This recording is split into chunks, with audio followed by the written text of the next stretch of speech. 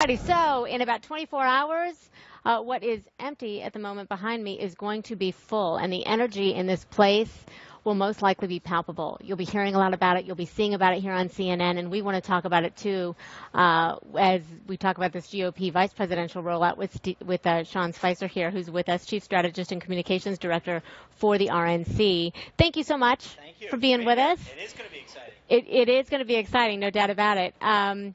Just wondering, out of the gate, since we're talking about this time that we're going to see Trump with Pence, is Pence the guy that you were hoping for? That's a great question. I think Donald Trump had a great lineup of individuals to choose from. Each one of them would have done a great job. But you look at the excitement that Mike Pence has generated. Fiscal conservatives, social conservatives, grassroots activists, everybody's excited about Mike Pence. So I don't know how the others would have gone over, but I can tell you that Mike Pence was a home run of a choice. Well, he is a home run with Senator Warren, it seems, with Elizabeth Warren. She has an awful lot to say about him, and I think we've got some of the tweets that she put out here. She said, Trump and Pence are a perfect match, two small, insecure, weak men who use hate and fear to divide our country and our people. There was another tweet that she zeroed in on Pence for signing one of the strictest abortion laws, of course, in the country. She said, of course, real Donald Trump and a guy who calls women fat pigs and bimbos picked a VP who's famous for trying to control women's bodies.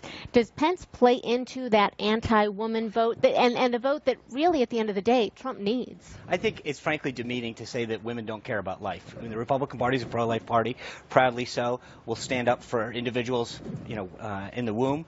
And I think that's no shocker. I think Elizabeth Warren is, Hillary Clinton's attack dog. She's trying out for VP. She's got a tainted record when it comes to her own credibility. She's lied about her past and her heritage. So I don't really give too much credence to what Elizabeth Warren has to say. But there are a lot of people who do. I'm sure they are, and they're all voting for Hillary Clinton, and they're on the far, far extreme left. So she's trying to pacify her base. I understand they went through a very, very fractured primary. There's a lot of people who are with Bernie Sanders on the far left extreme wing of the Democratic Party that are not unified around Hillary Clinton, and I think Elizabeth Warren's doing everything she can to try out for the VP slot with her by showing how she can pacify the left.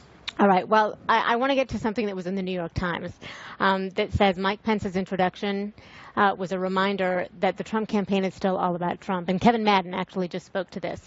They wrote, he called Mr. Pence his partner, but before the governor took the stage, Mr. Trump stood there alone and talked for 28 minutes, delivering a long and improvised riff that emulated his instead of a traditional vice presidential debut. Now, look, we all know Donald Trump is not traditional, so it's not completely off, our radar or off the scale that he would do something differently. However, waiting almost 30 minutes to introduce the man that you are supposed to be having this rally for did seem a little odd. Well, except everyone carried it live for the entire time. So it was actually brilliant if you think about it. He had 28 minutes to talk about himself, talk about his agenda, and to bash Hillary Clinton, and every network carried it live. So I understand it's not traditional, but every network carried his message live, learned more about Donald Trump, learned about the contrast between Hillary Clinton. So you're saying that wasn't about ego. That wasn't about that, because a lot of people look at that and think, how is this guy who says, I listen to my own gut,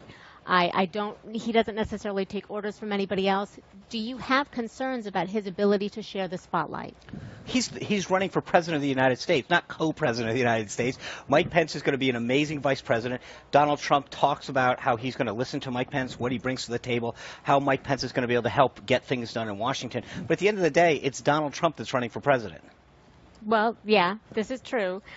He's famous, as we know, for doing things off the cuff. That's right. And for not for not going on script. And I think that's part of his appeal. But when you think about how he may have introduced Chris Christie or somebody that he is very familiar with, this introduction seemed a little bit disconnected to people. Well, I disagree with that. I mean, I think, look, part of what people are tired of is scripted, traditional, status quo. They've had enough of Hillary Clinton, enough of the scripts, enough of the lies, enough of the status quo, enough of the corruption. Donald Trump isn't a traditional candidate. He's not a politician, and I think that's why you have the intensity, enthusiasm, and crossover support that you're seeing for him. And polarization the end of the day. I mean, he's a very polarizing man, a polarizing personality. Right, but again, and I don't mean to keep bringing this back to Hillary Clinton, but she is probably she the most polarizing person going. So you're right. Look, which has discouraged a lot of people, because a lot of people in the electorate look at these two candidates and say, I don't know what I'm going to do because I don't like either one of them. This is what's interesting.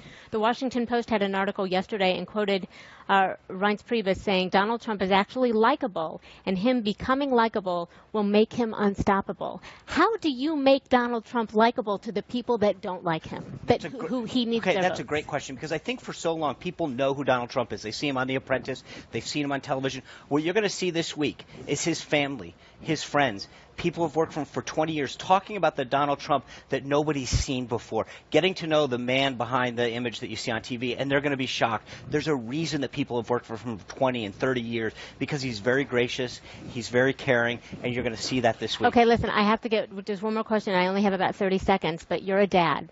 If you're sitting there with your son and your daughter, and do you feel like you could point to Donald Trump and say, that's what you should strive to be? Well, I think they should absolutely look up to him. That's the kind of person you want them to be? I mean, just with the abrasiveness. But you want to look at just one piece of Donald Trump and say, oh, look at this tweet. Look at the man that he is. Look at the children that he's raised. Look at the business that he's built. So if you want to just talk about a tweet, but you've got the most amazing family that's going to be on stage this week talking about how much they love their dad, an amazing wife, people that have been with him for 20, 30 years talking about a successful businessman that hasn't just built a great business, but has also got great employees that are very dedicated because of the kind of guy that he is. So yeah, in that sense, absolutely. And no doubt you can tell. I mean, his children, there is such a bond between him and his children, no doubt about it. Sean Spicer, we appreciate you being here. Thank you for coming. It's going to be a great week. Thank you. Yeah, you're going to see more of Sean Spicer certainly this week, but we appreciate your time. Thanks for talking to us.